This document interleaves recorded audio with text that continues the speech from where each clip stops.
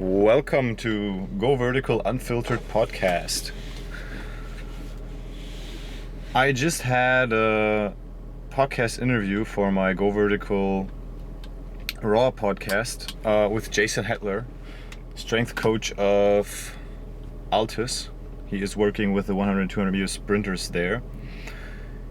And in the end of this episode, we spoke a little bit about sports psychology, because I wanted to know from him what he thinks, how important, of course, the mental side of sprinting is. And it's, everyone will agree that for something like 100 meter sprint, for example, the mental part is huge. You have to be on point, like it's about split seconds, tenths of seconds, even less, 100ths of seconds. And you have to be mentally prepared to get into those games, and get into those races, and just deliver. And while he was explaining that they do not have people who, like sports psychologists who work at Altus, it made me think of this a little bit.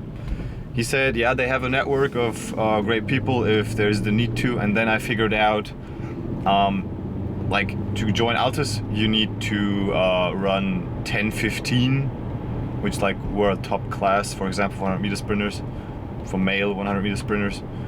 And the entry standards are high.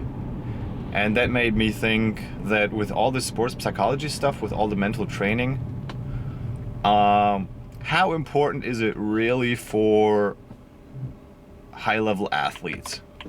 And who is probably, who should probably be targeted more in terms of mental training? And the answer is, I'm not sure. There are a lot of things that resonate with both ideas. Of course, you can have, of course, you can say someone who made it to a top level already been through a lot of things, and I think that's true. You will not make it to a professional level in any sports without at least being mentally overcoming a few barriers and being on top of your game and all of these things. I think you need to do that, and you have done a lot if you made it to professional sports. And also, I work with a lot of kids who are far away from their dreams. Some of them are closer, of course, but they need this a lot more. And that's why I also have Maxi as my mental coach a little bit more. And I realized that in the first years when I started training kids, I was a lot of a mental coach to them. I'm still a lot. And it's just huge for youth athletes with all of the troubles a teenager has in his life. And sometimes it's a lot different to what adults think. And that's definitely a big part. But then I thought again, and on the other hand, the higher you get, the more diverse or more different problems sometimes maybe occur in your life, in your training, in your balance, whatever. And I think as soon as you made it somewhere, other things can pop up. And I can't really tell, I can't really give you an example right now, but I think it's good that we spoke about this, and that Jason said, you should have someone, at least that you can refer to, and some specialist, because you made some things and you made your dreams to reality. It does not mean that right now suddenly everything's great in your life. Sometimes people like to say when you have a lot of money, you get a lot of problems. I think that's true. And I think it's the same with every other big achievement as well, not only money. You overcome barriers, and then different barriers again occur, and I think that's normal.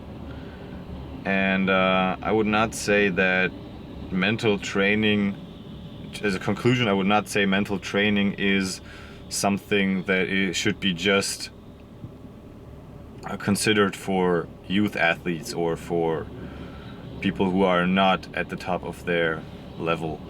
Because I think mentally you can grow much more than physically. I mean, I love this example. I've said that a few times on my podcast.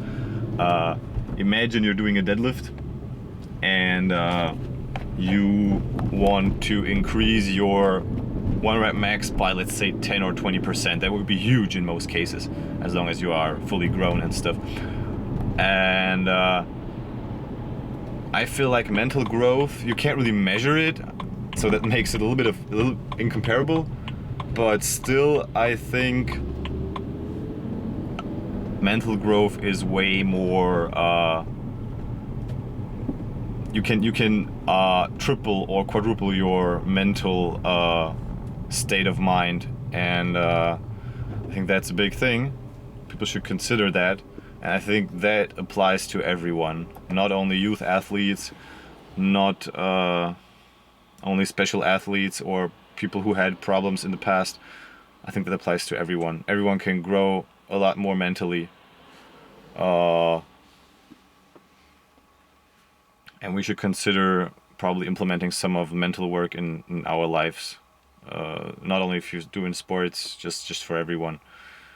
And I love to talk about how important the body-mind connection is, and I think that is one part of it. And with that being said, let me know what you think. Leave me a comment. Send me a message here or wherever, Instagram, YouTube, whatever. And let me know what you think, because I think there's a lot what you can discuss about this specific thing. All right, cheers.